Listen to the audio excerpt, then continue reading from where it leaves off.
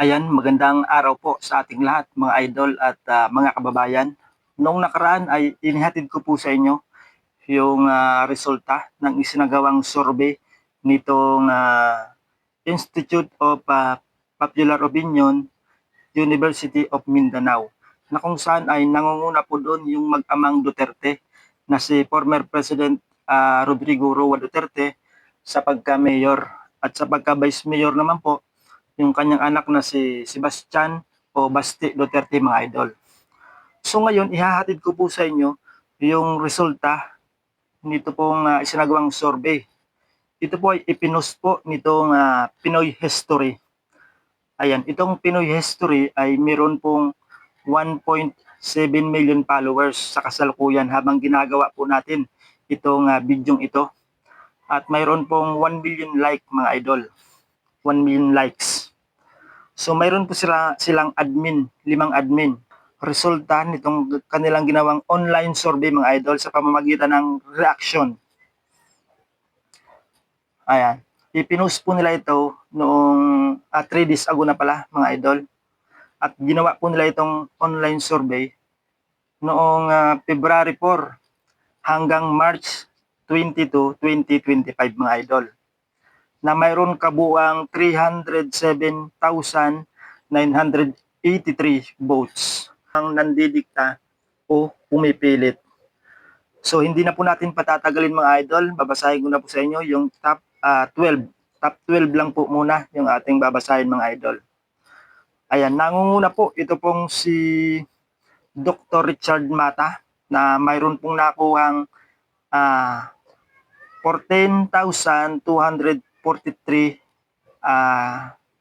yes, ito yes. At saka yung nagno, 764. At yung pangalawa, mga idol, ay ito pong si Senador Bongo na nakakuha po ng 10,709 yes. At yung nagno ay 1,900. 1,900. Ayan, reaction po ito, mga idol, reaction o emotion.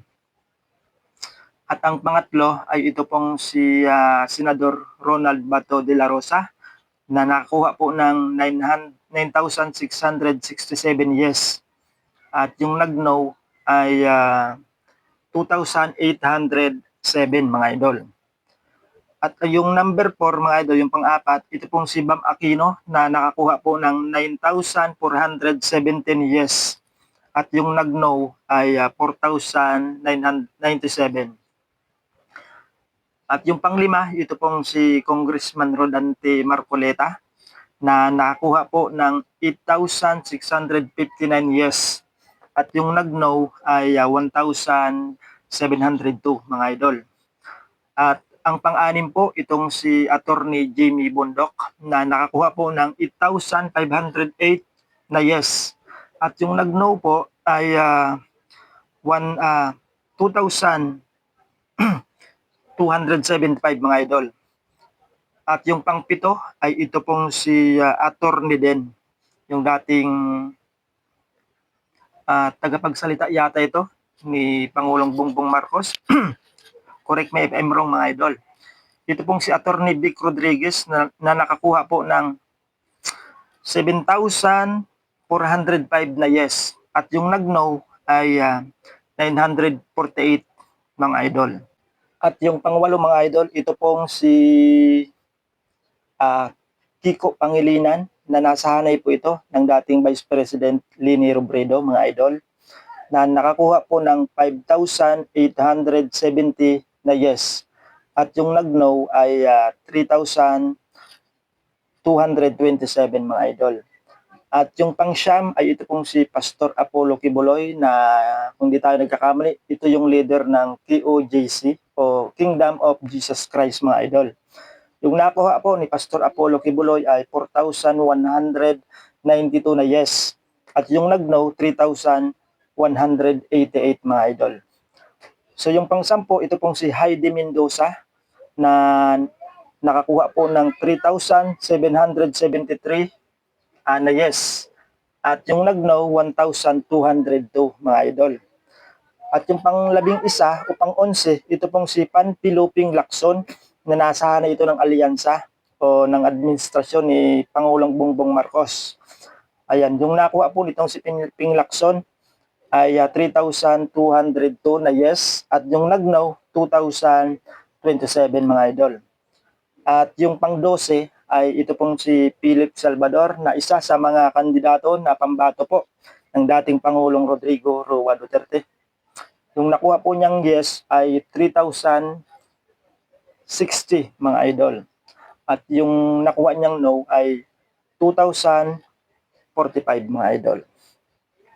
So lahat po ng binasa ko ay pasok po yan sa top 12 dito sa ginawang online survey.